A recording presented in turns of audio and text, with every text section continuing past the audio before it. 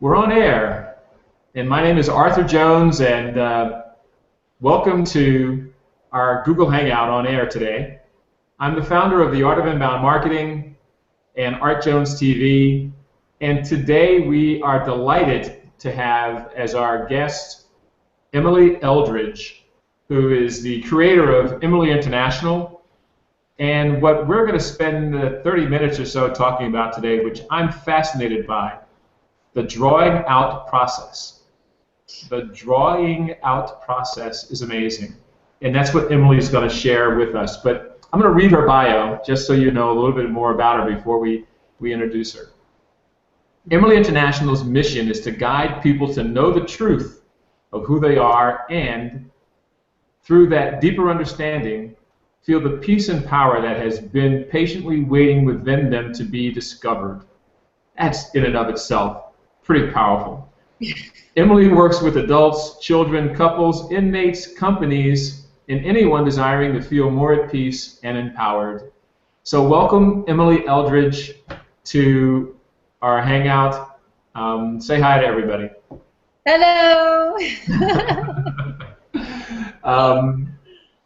Yeah, that's a pretty mouthy bio. I probably need to fix that one.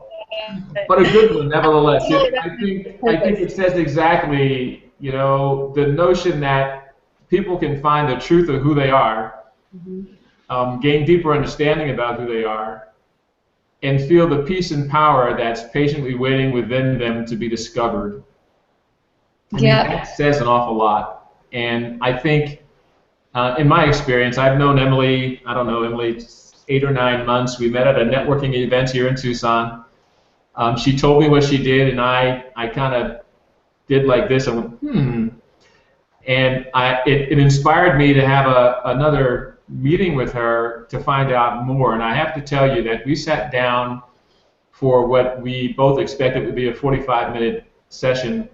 And I think we talked for at least 2 hours. And yeah, maybe 4, 3.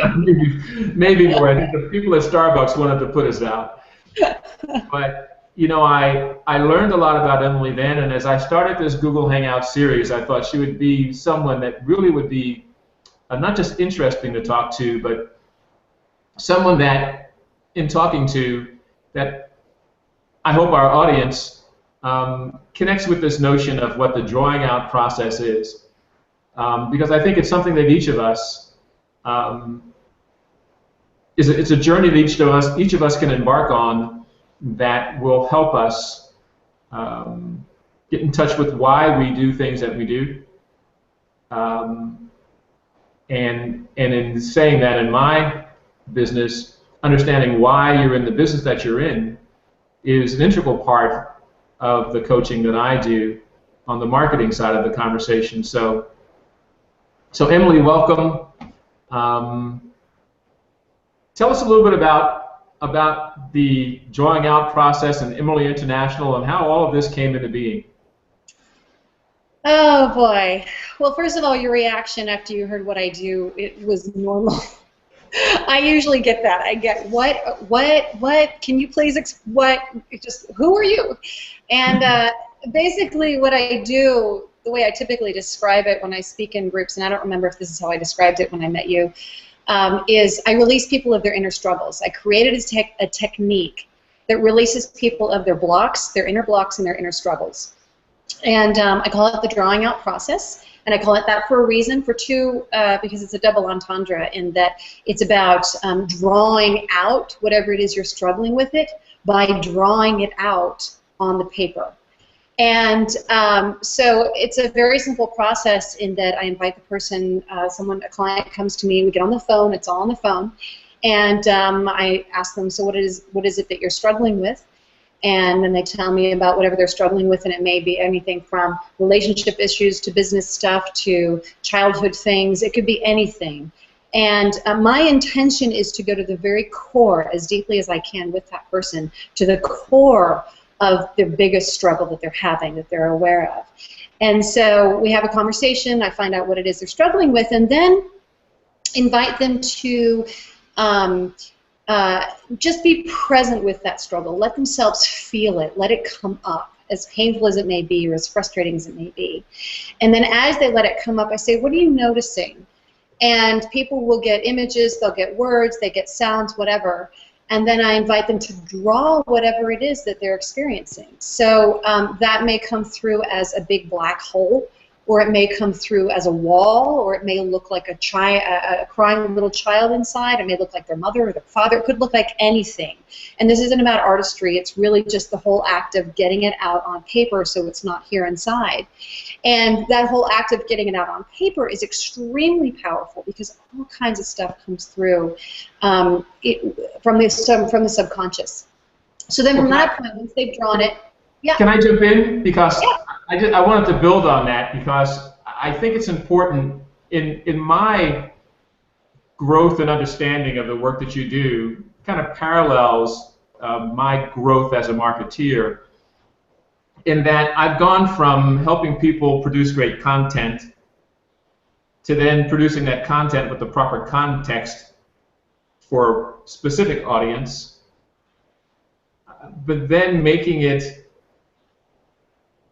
visual is something that I think has changed the business model for me and really changed the trajectory of some of the businesses that I get to work with.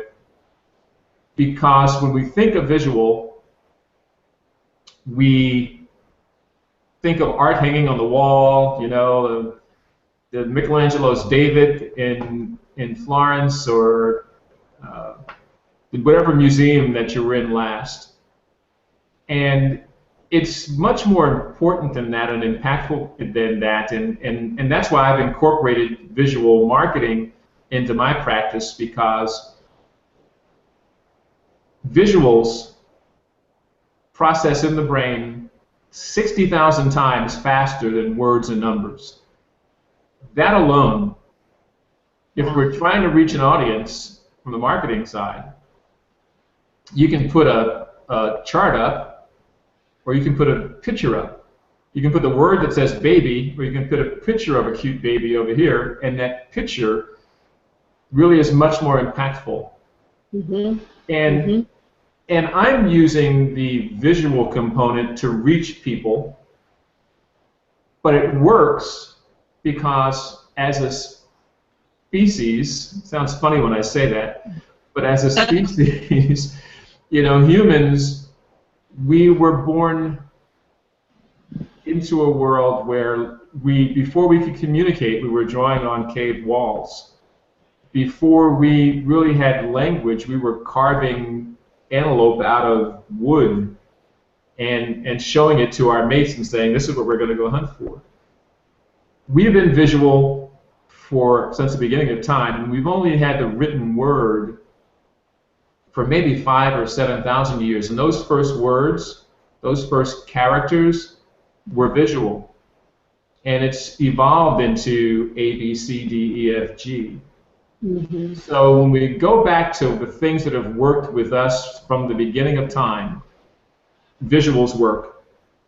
When marketeers want to convey a message, a powerful message, visuals work. So when we flip that and think about when we want to interrogate our own subconscious, why not get a stylus and let the images that live inside come out? And that's your domain, but I imagine that is in large part why the work that you do works so well. Because visuals are integral to our existence and who we are. It is a huge part of it, and frankly, well, I'll give you a little bit of background. I'll finish explaining. Well, let me think for a second. Visuals are extremely powerful, and without having even explained the rest of the process, what happens in the process, whenever I do explain it to people, people say, oh, that sounds like this therapy or that therapy. It sounds like inner child work, or it sounds like this kind of journaling, or it sounds like whatever, you name it, NLP, all these other things, except then they'll add, without the drawing. And I say, see, the drawing is key, is absolutely key. Now, I am not an art therapist, and I've actually never been through art therapy. The way I created the drawing out process was because I had done so many other different modalities. I had done energy healing. I had really struggled for a long time with my own darkness, with my own inner demons, if you will, and it got to such a point where I was deeply, deeply self-loathing. I didn't feel I deserved anything at all in life. And if I didn't have supportive family around me, I might have even taken my own life. And so the drawing out process came out of my own deep determination to be free of these inner demons, of these inner struggles. And so the first piece that came to me was the drawing part of it. When I drew my first, oh, look, is that cute? I drew. Joined our hangout. I love it. Hello, we have another guest. But when I drew that first drawing, and that was the key that helped me release that major part of me that I was struggling with. I don't know if I should keep talking, but so really, it's a testament to the power of the drawing, and it's so much fun because some people will be really skeptical and think, you know, what good could that do, or how could that be any different than therapy? But then when they get in a session, and I'm sitting with them, and I ask them to draw whatever it is they're experiencing, it is amazing what comes through. It blows my mind every time, because one example is that I did this session with a man, and he's been deeply depressed for many years. He's had a lot of intense struggles, and so he came to me as a last resort, which is typical. People say, I've tried everything. I've tried everything. I don't know what to do. And I say, okay, I actually really love that. I'm like, good, bring it on. Bring it here. So then I start the session, and then I say, okay, so tell me about the depression. What is it that you see? What do you feel as it comes up? And so the way he first described it was just a big black hole, which is typical. I mean, that's how it feels, and it feels like it was sucking him in. But then I said, okay, I'd like you to draw that black hole. And what he drew surprised both of us. Well, usually that's what happens, is that he didn't just draw a black hole, but what came through in the act of drawing it and putting that visual out in front of him was he drew this blackness. And then at the end of that blackness, on the other side of it, was this amazing space where there was this green space, and there was a sword, and it was peaceful, and it was beautiful in there. But he had to get through all the darkness to get there. The reason why he couldn't get through that dark tunnel was because there were demons inside that tunnel. And without going into the specifics, any more specifics about the session, because that would just take a long time, that's an example of how the drawing part of it and getting the visual images and putting them out in front of him absolutely brought out so much more from his subconscious than just talking about it, than just putting it into words. And the way I like to describe it is the difference between talk therapy and, for example, what I do is that if you talk about how you're feeling, you're asking your left brain, which is where you have words and logic and all of that, you're asking your left brain to talk about what's going on in your right brain, which is typically where the emotions and the imagery reside.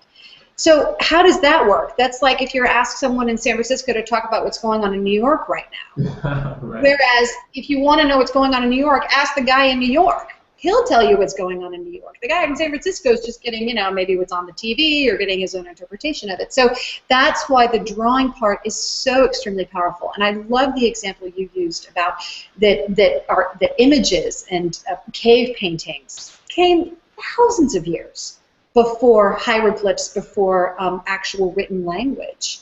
So it really is a testament to the fact that images and drawing, even if you're not an artist, because that's what I always tell people, it doesn't matter. They do stick figures. I mean, and it cracks me up because when I'm in a session with someone and they draw this thing, you know, I'll say, okay, and this is why I do it over the phone. I don't want to see what they've drawn. And then I say, okay, describe it to me, and they'll come out with this rich description and all this interesting stuff, and you know, this person's doing that, and it's smiling, but it's feeling this way, and all this stuff. And then later on, when I see the actual drawing, I'm like, where is that? It's not there. It's because it's all this rich information that comes through that's there. Yeah. Well, what I wanted to say actually. What's really interesting about that is that you're telling that story about your client, and it really makes me think about, again, I keep reflecting on my business, And when I was going from content to context to visual storytelling, there's storytelling in and of itself as a standalone thing is like the visuals that are integral to our existence. We love story as much as we love visuals. Mm-hmm. And the cave paintings that we see on the cave walls in France from 30,000 years ago that were recently discovered in the last 20 years, they tell story about the different kinds of game that were in the area, and they show pictures of them galloping across the walls. There's depictions of ceremonies that must have taken place in those days. And each of those images was, in fact, a story of some event that was that either happened or would happen. Mm-hmm. And if storytelling is integral to us as a society, when we sat around the campfire and told the story about, do something bad and we'll beat you with sticks, it's the governance of that society. Mm-hmm. Mm-hmm. It's when it gets cold outside and the sun is not in the sky very long. It's time to hunt for this particular game. Mm-hmm. Those are the stories that were told because those were how the rules were passed from one generation to the next generation. And each tribe had their own rules. But it was story that conveyed those rules. And when they were able to convey the story orally, they did. But when they wanted permanence, they put those stories in cave paintings on walls, and they put them in carvings that we now find in archaeological digs. Mm-hmm. So I'm connecting those two things that are just who we are. When you ask me about my vacation, I tell you a story. You ask me about my children, I tell you a story. That's the way we communicate. And you and the work that you do, and correct me if I'm wrong, but it sounds like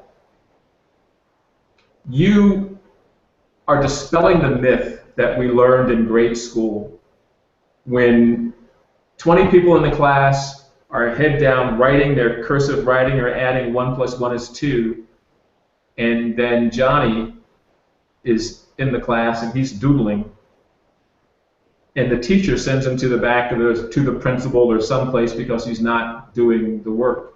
Mm-hmm. Mm-hmm.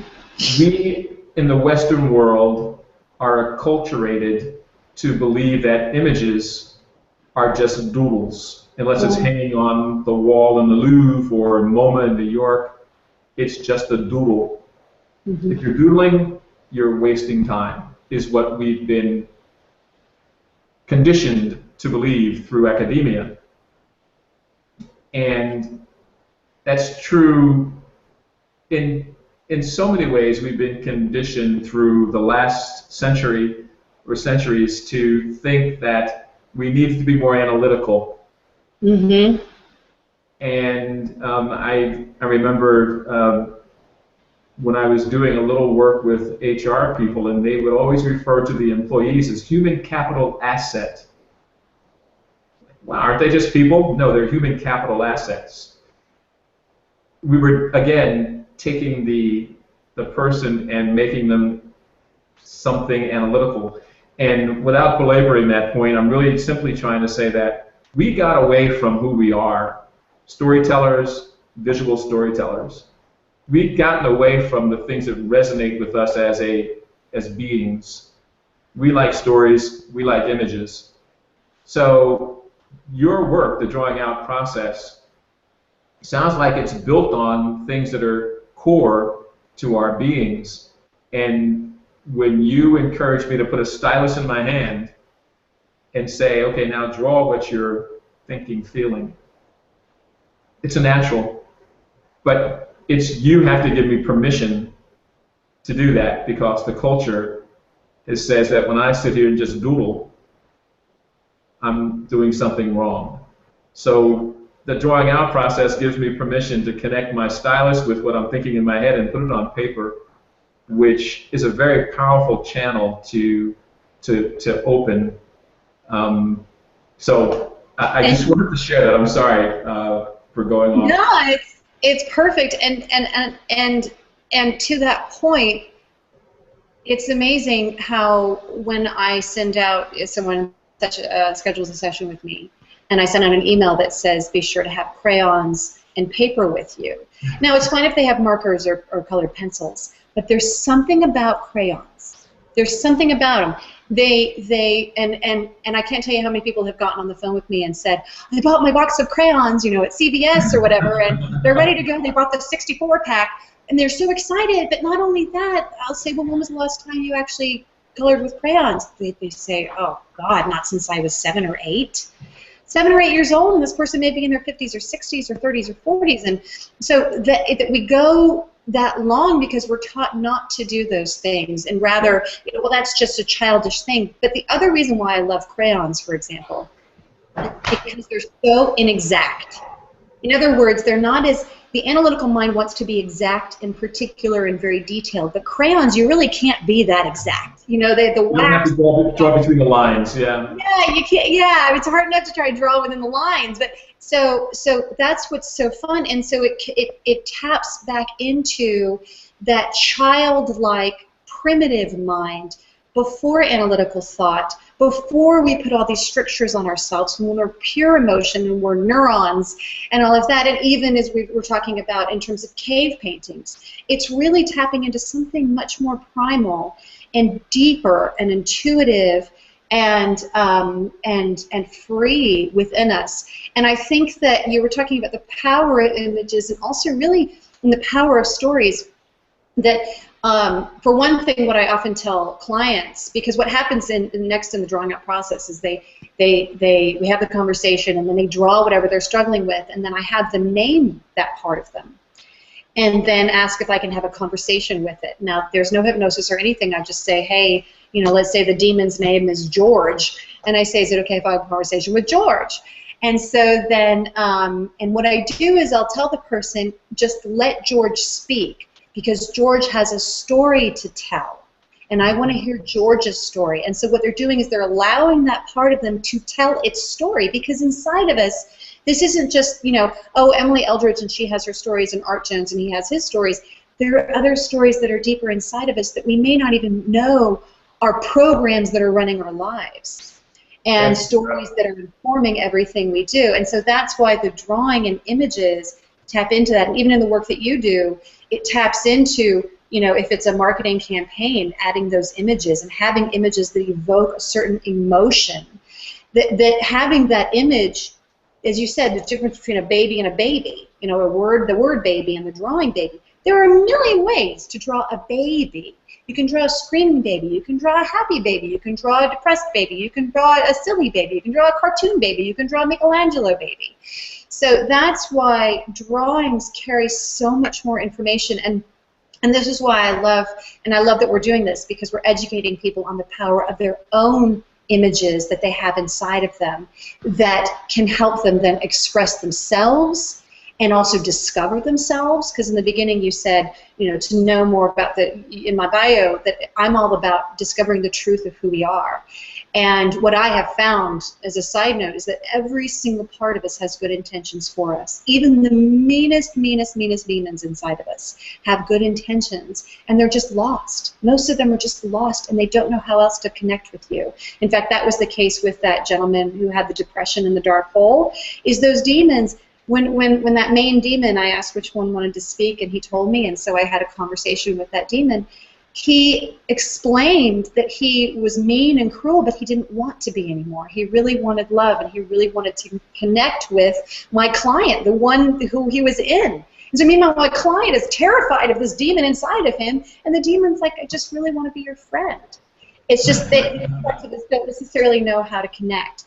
But that's where, speaking of connection, that's in terms of what you and I both do, is that what is marketing about? You're trying to connect with your audience. You want to connect with the people that want to connect with you. And so the It makes same me thing think for of me is that connecting with yourself in that deeper way. that connecting with oneself, and I think that that's where there's so many parallels in what we do, because I think we're both dialed into this notion of the importance of being visual and appreciating visual.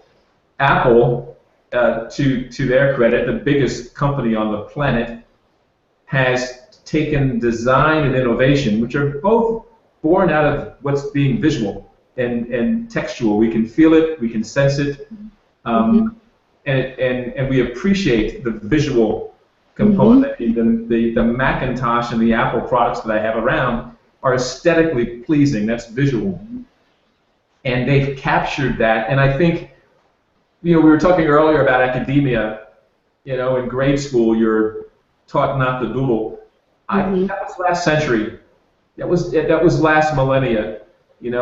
Because now in the 2014s and beyond, because of Apple and the world embracing innovation, the world embracing the power of creativity, the world embracing this notion of design, it's become very important. So I would think that it's not everybody's drinking from that fountain, but a lot more people are, because the buzzwords, innovation, creativity, and design, for those that are reading the trades, Business Week and Wired and Fast Company, they get it.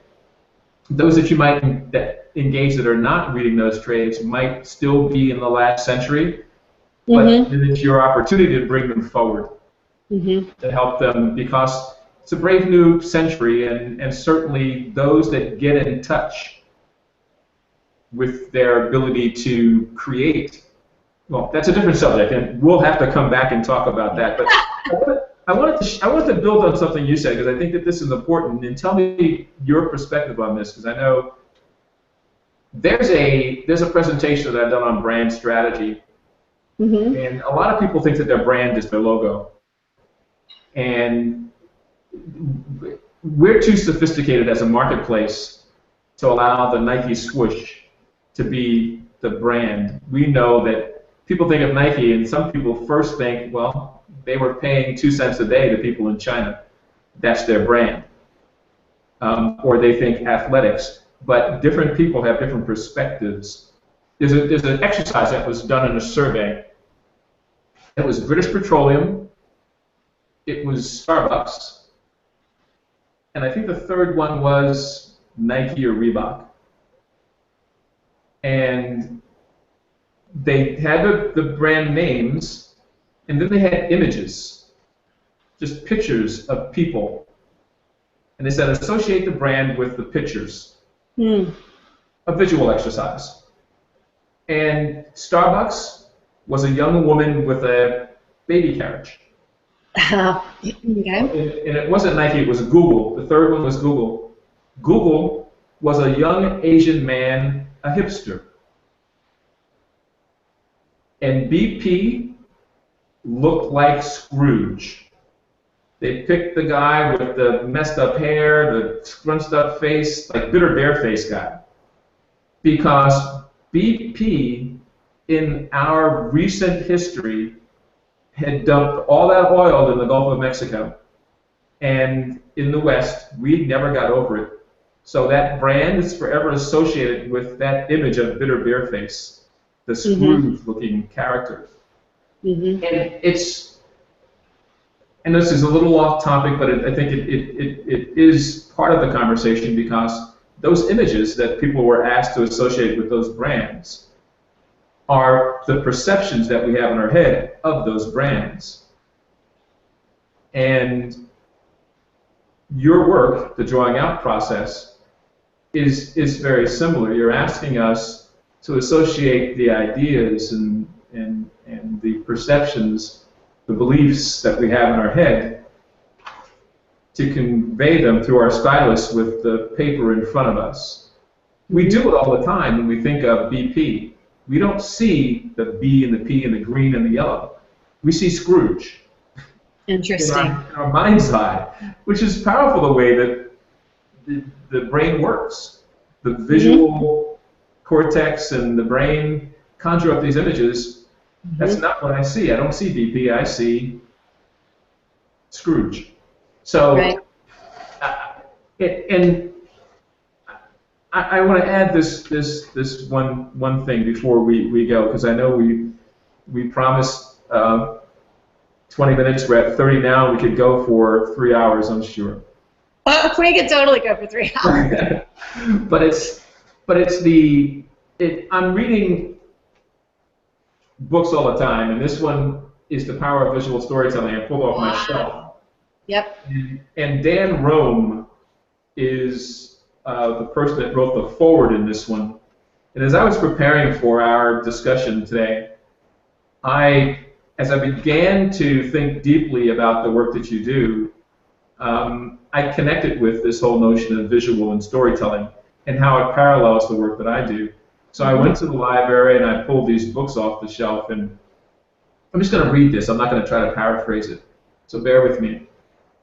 This is the forward from The Power of Visual Storytelling by Ekaterina Walter and Jessica G. Giglio. Writing has a dirty little secret. Authors don't admit it, editors deny it, and publishers repress it. This secret is so explosive that if ever exposed, it would bring the literary world to its knees. Or so the literary world believes. Want to know what the secret is? Pictures. And for 32,000 years, people have drawn. We've written for only 5,000 years. And this is really what I want to share. Here are a few of the data points that prove that pictures dominate words. Pictures are superior to words.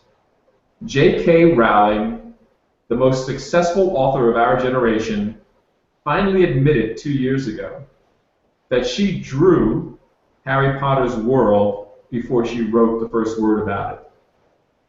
I'm like, wow. J.R.R. Tolkien drew Middle-earth before writing of it. The Lord of the Rings was originally intended to be an illustrated book. Jack Kerouac used the mandala image to portray his book On the Road before he wrote it. James Joyce used a map of Ulysses' journey before he began writing the book.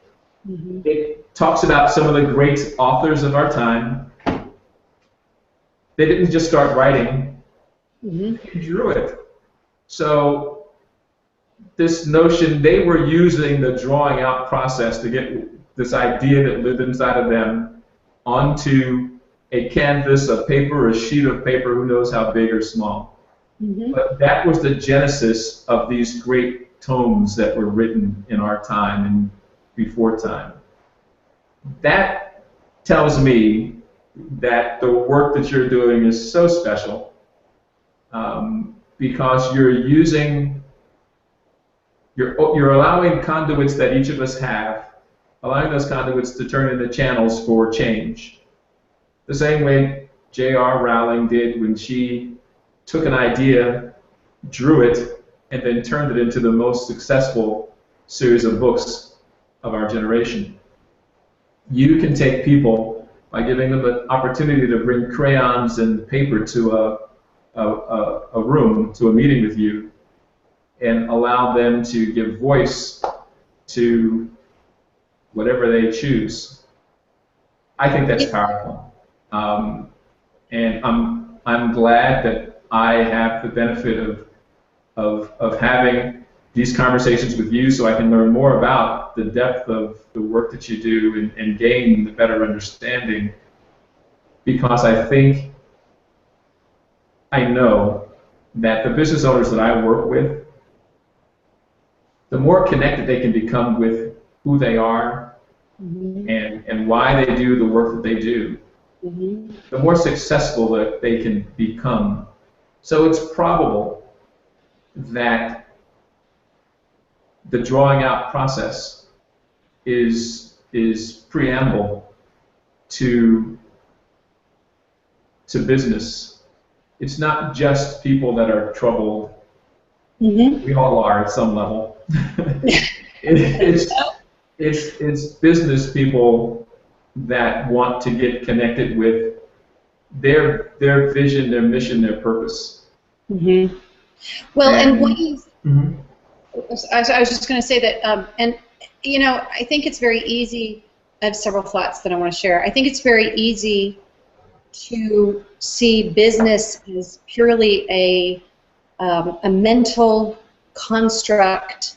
Well, I'm creating a business so that I can make money, and I'm going to create this product, and all this kind of, in my opinion, very kind of dry left brain thinking. But what is a business really, and what can it be? And to me, a business can be an expression of your passion, and a product of your passion that you're bringing out of you into the world that helps other people in whatever way. I mean, for me, mine is the work that I do. I don't have a product like a physical product, but I have my intuition, and I have my work that I do, and I work with clients. And we have our visionary qualities and our ability to intuit what's going on with people and what it is that they're trying to express to their audience. And so I think that that if you aren't truly tapped into who you are in your purest, most beautiful essence, how can you create a business that's an expression of that, that's really coming from that deeper expression of who you are? And to me, that's what it's about. I actually have a very hard time doing anything that isn't somehow connected with my deeper expression. I have a hard time just paying bills sometimes because I'm like, this doesn't resonate with who I am. But my point is that that's where our two talents and what we do in the world converge, is that in order to, through marketing, to have your marketing express most authentically someone's business, my work would be, well, how do you actually most authentically express yourself and know who you are authentically so that you can then create a business that then you would be able to market, because it's all this, it's from a chain of, it's from that deeper clarity of who am I, without all the blocks, without all the struggles, without all of the doubts and fears and all that other stuff. And I think that the reason why, going back to something else you said, the reason why our conversation, I feel, is so important is because we live in such a left-brained, word-heavy world where it's all about communicating with your words and it's all about thinking logically. But what we're pointing out here is the incredible power of what came before the words, what comes before the words. And even as, you know, you use the example of Tolkien and Rowling, in that they drew them first and then they wrote about them. Well, that's how words came about. Words are just pointers. They point to a thought. They point to an image. Their intention is to evoke whatever's going on visually inside of you or orally, trying to express something that existed before the words. So I think that's why our conversation is extremely important with what I do, with what you do, with in all of society, even with education, with kids, to say, go ahead and doodle. It's okay. You don't have to do your multiplication tables right this second. Let that flow naturally. So I think that you said it a few times just now as you were describing that, and it was authenticity that you were describing, and it's the notion that if we took all that we've talked about during our conversation today, and I wanted to distill it down to a word, it might be authenticity. Because you do the work you do to help people find their authentic self. I do the work that I do, and I get most gratification when I begin by helping somebody find their authentic self, their reason for being in a specific business, so that I can market that to the world. And it's important for so many reasons, whether I'm just an individual standing in front of my loved one, in front of an audience, a classroom, wherever I'm at, or I'm a business owner leading people, or a business owner trying to connect with the marketplace. In 2014, people in general have a very sensitive BS meter. And when you're not being authentic, we can sniff it out. And so the struggle to, and it's for some of us, and me included. I like my authentic self. I like being who I am, but there was a time when I put a jacket on and a tie, and I would become, that was my uniform, and my uniform was my veneer. It was my invisible shield, because I could protect who I really am by putting that veneer on. And it wasn't until later in life that I realized that, well, that's not who you are. Not that I stopped wearing ties, but I got more in touch with who I am, and in becoming more in touch with me, I became much more in touch with the value that I have to offer the marketplace and my family and my friends. And I think that's something that we all strive for. And if we're not striving for that, we should slow down to get a handle on that, because it is the one thing that serves so many interests in our lives well. So authenticity. Authenticity and getting to the core. Getting to the core. And that's why I love that with your work, you're exploring images and realizing that images are far more evocative. Then words are important. This is not to discard words completely. We need words. But that images can really evoke so much power and so much... just in the story that's associated with the image, and you said it, that the word dog points to a dog, and we see the word and we think dog. You know, and it's funny, when I see the word sun, I see one thing. When I see the word soleil, I see another thing. They're both the sun, but one is more beautiful, because I like the word soleil, so it has a certain connotation to me. Interesting. And it's the story that I built around this word soleil that engenders a different meaning to me. So, but listen, I've taken up more time of yours today than I had intended. I thank you so much for making the time. Oh, of course. I would like to ask if I could get you to do this again somewhere downstream, build on this subject and expand on this discussion to share more about the drawing out process, because we talked about big ideas without really focusing on the drawing out process itself. So I apologize for that, but I really would encourage you to come back.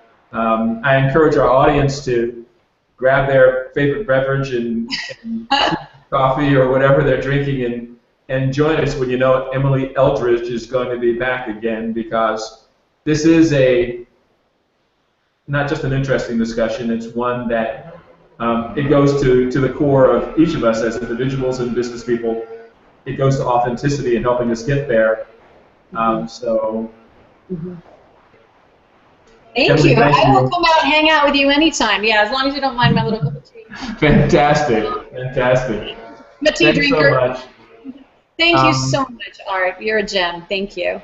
Okay, well, listen, we're going to sign off now, guys. Thanks so much. Thanks, Emily. Thanks, everybody. And we'll see you all again soon. Bye. Oh, should I tell them my website address, by the way? Who? Should I tell them my web address? EmilyInternational.com. Oh, please. Do that. What am I rushing off on? Say it again. Make sure we get it. EmilyInternational.com. EmilyInternational.com. And hopefully you'll find her again with Art Jones at Art Jones TV on Hangout, so we can continue the conversation. So hopefully she's not a stranger here, but if she is, you'll find her at EmilyInternational.com. Thank you, Art. Thank you so much. Bye. Bye.